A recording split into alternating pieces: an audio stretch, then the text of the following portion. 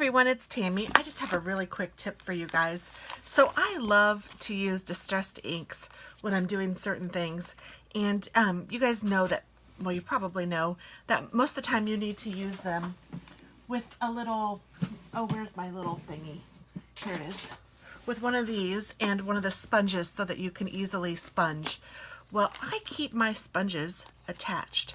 So I know that this color sponge goes with this ink, and I always know that I have one and it's available. And then I can just easily put it on my mount and then sponge up whatever it is that I need to sponge up, especially on the ones that I like to use for distressing. So to do that, I just have a little Velcro dot, and I purchased these on Amazon, and I will try to remember to link the place below. But they've just come in, I ordered I think 500 for like $7. It was insanely inexpensive, but they just come in a roll. One of these is open. Oh, I just retaped them. So you can just peel it off.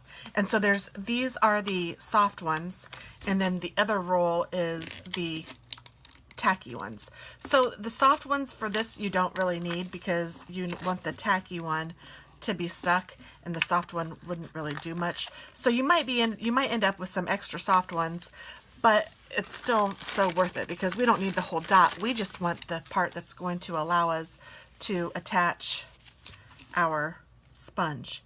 And I use these for every one of my distress inks. And for the little small inks, you don't even need one of these. The little mini inks, you can just, let me get my other ink pads out of the way, and then I can show you what I'm talking about. So for these inks, these small distressed inks,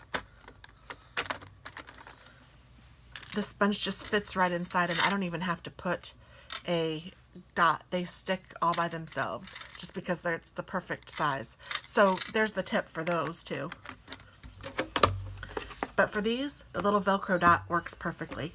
So that's it. Thanks so much. Bye-bye.